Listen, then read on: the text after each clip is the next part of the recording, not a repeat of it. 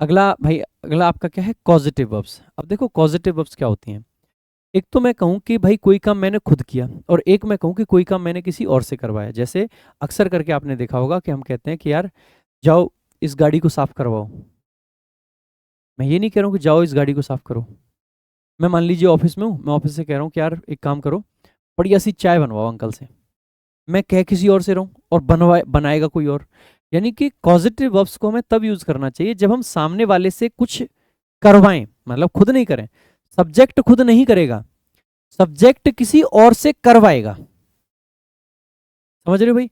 तो सब्जेक्ट, या फिर बेसिकली यूं कहें कि जिस व्यक्ति की हम बात कर रहे हैं वो किसी और से उस काम को करवाएगा। तो ऐसे केस में बेसिकली कॉजेटिव वर्ब्स का यूज करते हैं। इंग्लिश में जो मेजर कॉजेटिव वर्ब्स हैं वो है गेट है, हैव है, मेक है। हालांकि कॉजेटिव का ही यूज आपका बेसिकली एक लेट वर्ब भी करती है, तो उसका भी बेसिकली आप ध्यान रख सकते हैं। तो देखो एक तो मेक है, लेट है, हैव है। इनके साथ बहुत सिंपल स्ट्रक्चर होता है कि इनके बाद ऑब्जेक्ट आएगा, और ये जो ऑब्जेक्ट है ये बेसिकली कोई ह्यूमन होगा, इस बात का विशेष करके ध्यान रखना है। और अगर ये ह्यूमन नहीं हुआ तो आगे बेयर इन्फिनेटिव नहीं आएगा। अगर ह्यूमन है तो वर्ब की फर्स्ट फॉर्म आएगी विदाउट टू। और अगर ह्यूमन नहीं हुआ, ठीक है, अगर मान लीजिए ये नॉन ह्यूमन हो जाए, तो ऐसे केस में टू प्लस भी बनाता है, क्योंकि वो पॉजिटिव नहीं बनेगा। पॉजिटिव है यानी कि हम इससे करवा रहे हैं ना। She made me wait, me object है, वेट करने का काम कौन कर रहा है, मैं। यानी कि वेट इसने नहीं किया, इसने मुझसे वेट करवाया। सी मेड मी लाफ, वो खुद नहीं हंसी, उसने मुझे हंसाया। लाइक मैं आपसे कहता हूं कि हैव द कार वॉश्ड, ये तो चलो मैंने पैसे बोल दिया, ठीक है। तो लाइक मैं कहूं कि have someone wash the car, कोई लाओ और कार को धुलवाओ। तुम खुद नहीं धुलोगे, किसी और से धुलवाओ। यानी कि आप आसानी से कह सकते हैं। और लेकिन अगर ये नॉन ह्यूमन हो जाएगा मेरे भाई, तो टू प्लस भी बनाएगा। और अगर मेरे भाई हैव या गेट के साथ में जो आगे ऑब्जेक्ट है, अगर ये पैसिव सेंस लेने लग जाए, कौन सा सेंस लेने लग जाए मेरे भाई, पैसिव, तो इसके साथ में वर्ब की थर्ड फॉर्म आती है। गेट एक मात्र ऐसी वर्ब है जो पॉजिटिव सेंस में टू प्लस वी वन लेती है, ना कि अकेला वी वन। बाकी मेक भी, लेट भी और हैव भी, ये तीनों की तीनों वर्ब क्या लेती हैं, फर्स्ट फॉर्म लेती हैं, यानी कि बेयर इन्फिनेटिव। इन्फिनेटिव होता है टू प्लस वर्ब की फर्स्ट फॉर्म, जिसमें से टू को इन्फिनेटिव मार्कर कह लो या इन्फिनेटिव मेकर कह लो।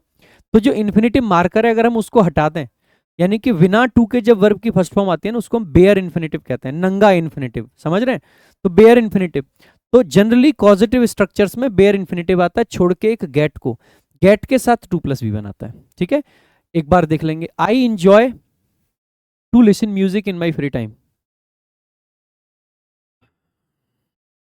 ये एक्चुअली में थोड़े से एग्जाम्पल्स एक अलग चीज़ के डल गए। इसमें एक्चुअली में इंजॉय के साथ में वर्ब की आईएनजी फॉर्म आती है, तो लिसनिंग होगा। आई गेस ये अगले रूल के जो एग्जाम्पल्स हैं ना, वो गलती से यहाँ पर डल गए।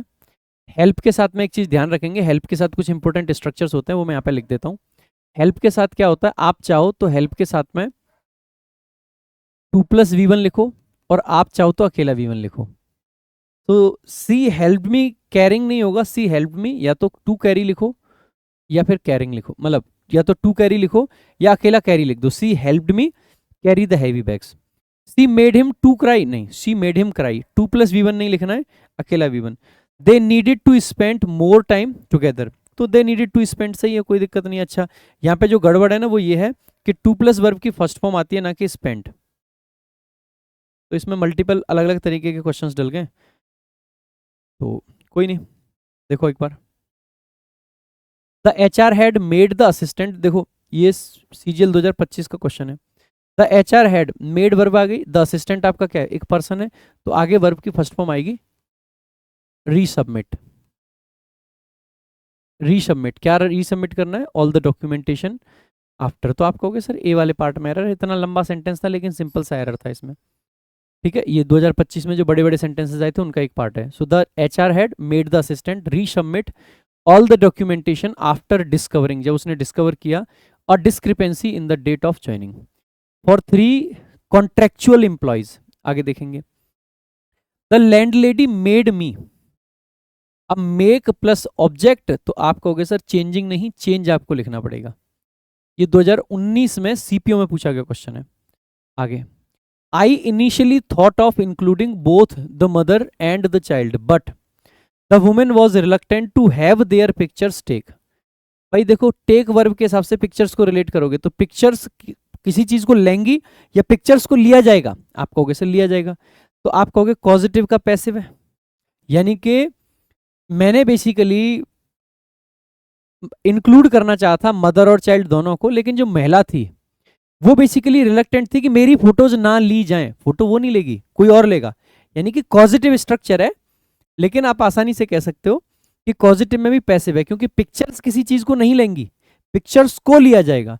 और पॉजिटिव का पैसेज है तो वर्ब की थर्ड फॉर्म आती है हैव द पिक्चर्स टेकन या गेट द पिक्चर्स टेकन। ठीक है, सिंपल है। देखो आगे कौन से वाले पार्ट में एरर है, वाले में। अगला question, he would not let any one two drive. भाई लेट के साथ में लेट आएगा, ऑब्जेक्ट आएगा, फिर आपका बेसिकली टू ड्राइव नहीं सिंपल ड्राइव आएगा। ध्यान रखेंगे इस वाले केस में मैंने जो यहाँ पे बताया था ना कि अगर ये नॉन ह्यूमन होगा तो टू प्लस वी बनाएगा। भाई लेट के साथ में, ठीक है, मैं यहाँ पे लिख देता हूं but not with late. Late के साथ हमेशा और हमेशा सिर्फ और सिर्फ अकेला वी बनाता है। ठीक है, लेट के साथ हमेशा स्ट्रक्चर क्या बनेगा, लेट प्लस ऑब्जेक्ट, चाहे ऑब्जेक्ट में कुछ भी आ रखा हो। ठीक है, और उसके बाद में हमेशा और हमेशा वर्ब की फर्स्ट फॉर्म। अगला क्वेश्चन देख लेते हैं। भाई मजा आया। अगर आप चाहते हो कि आप सारे 101 रूल्स देखें तो आप देख सकते हैं प्रशांत सोलंकी इंग्लिश यूट्यूब चैनल पर जाकर।